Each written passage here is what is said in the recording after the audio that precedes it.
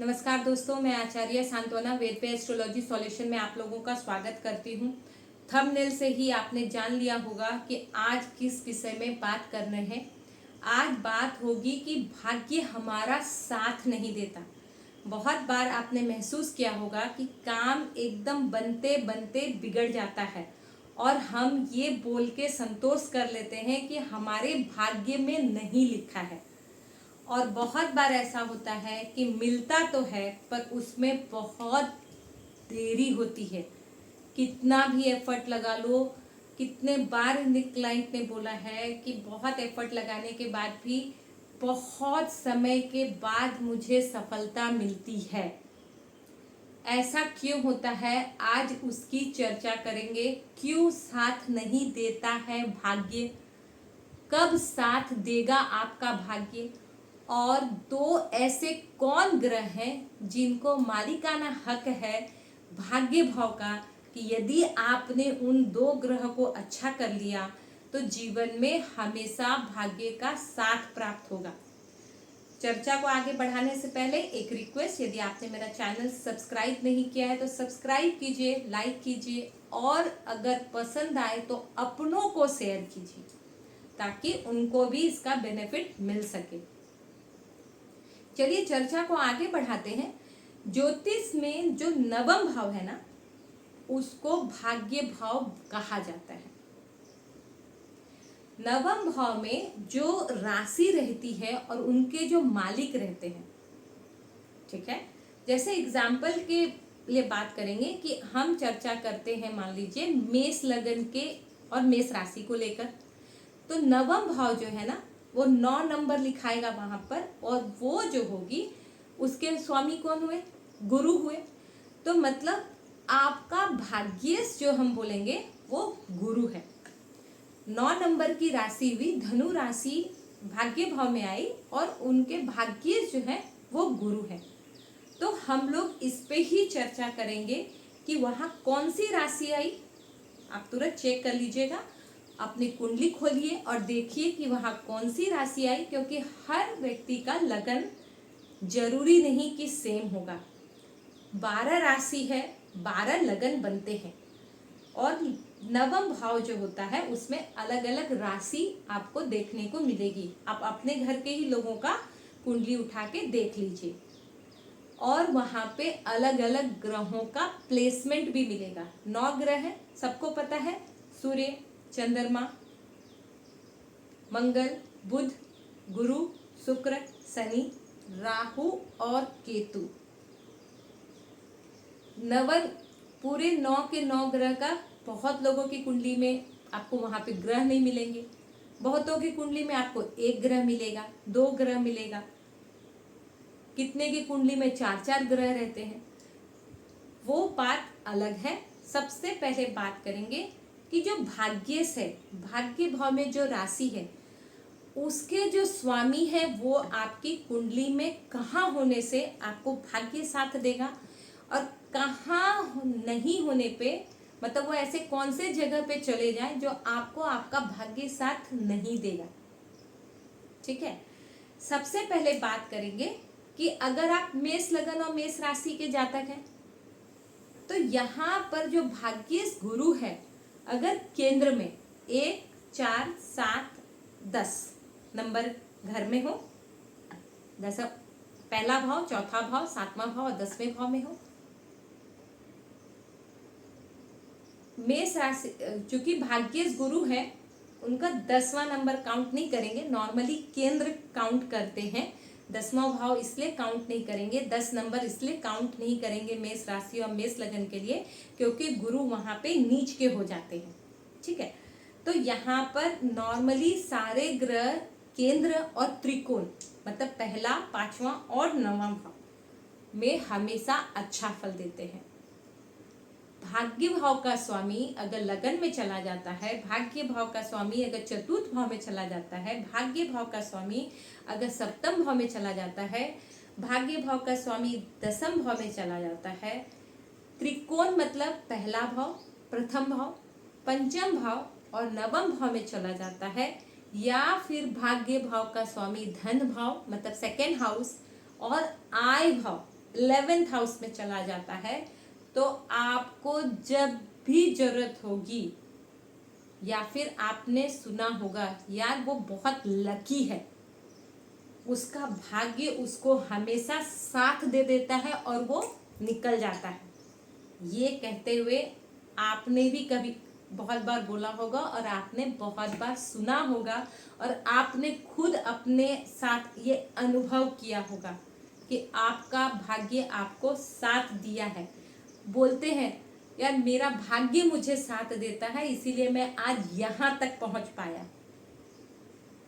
भाग्येश अगर केंद्र, भाग्येश अगर त्रिकोण 1 5 9, सेकेंड हाउस धन भाव, 11th हाउस आय भाव में है, तो भाग्य आपका साथ देगा। कब नहीं देगा? जब भाग्य 9th हाउस में जो राशि है वो नीच का हो जाए, 6 8 12 में चला जाए, तब आपको भाग्य साथ नहीं देगा, तब वो भाग्यहीन योग भी बना देता है। अगर 9th भाग्य जो है अगर गलत जगह चले जाए और कोई राजयोग, विपरीत राजयोग या नीच भंग राजयोग का निर्माण नहीं हुआ, तो ये एक कंडीशन है भाग्य नहीं साथ देने का। दूसरा कंडीशन क्या होता है कि जब भाग्य भाव में क्रूर और पापी ग्रह, खास करके पापी ग्रह बैठ जाए। पापी ग्रह मोस्टली शनि को, राहु को, केतु को बोला गया है। शनि जो है को पापी और क्रूर ग्रह बोला गया है, ठीक है, राहु केतु को भी, लेकिन यदि वो आपके कुंडली के लिए कारक ग्रह है, राहु केतु यदि उच्च के हैं, तब ऐसा नहीं होगा कि आपको भाग्य का साथ नहीं मिलेगा। यहाँ पे यही कंडीशन है। शनि को देखा, वहां डिसाइड हो गया कि भाग्य का साथ आपको नहीं मिलेगा। नहीं, अगर आप वृषभ लगन के जातक है, वृषभ राशि है, आप मिथुन के हैं, आप कन्या के हैं, आप तुला के हैं, आप मकर के हैं, आप कुंभ राशि के जातक हैं, तो शनि तो अब कुंभ और मकर के लिए तो लग्नेश ही हुए। लग्नेश होके अगर वो भाग्य भाव में बैठे हैं तो आपका साथ देंगे ही देंगे।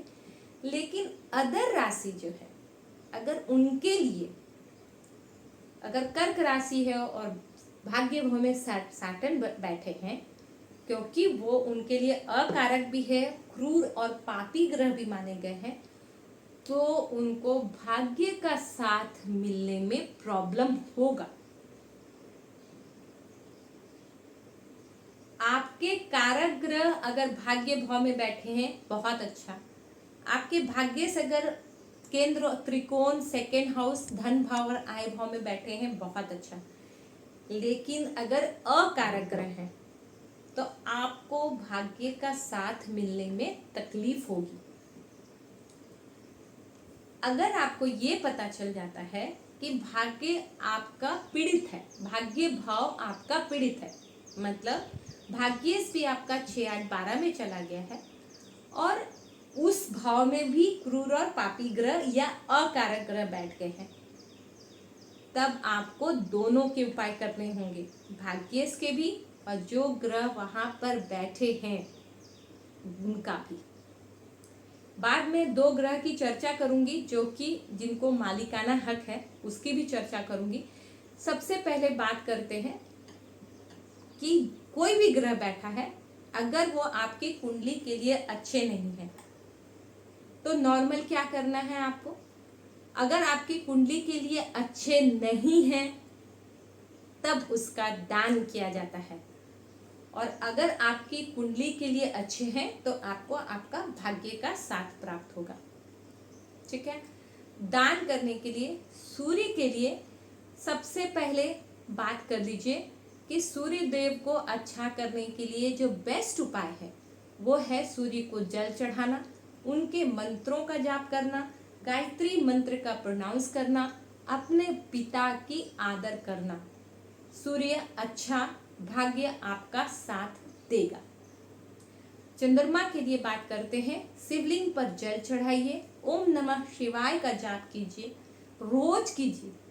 एक दिन की बात नहीं हो रही, क्योंकि वो भाग्य भाव में बैठा हुआ कोई अगर चंद्रमा बैठा है तो, और आपके लिए अच्छे फल नहीं दे रहे, आप मिथुन राशि या मिथुन लगन के जातक हैं, चंद्रमा भाग्य भाव में बैठ गया, तो आपको चंद्रमा का उपाय करना होगा, है ना।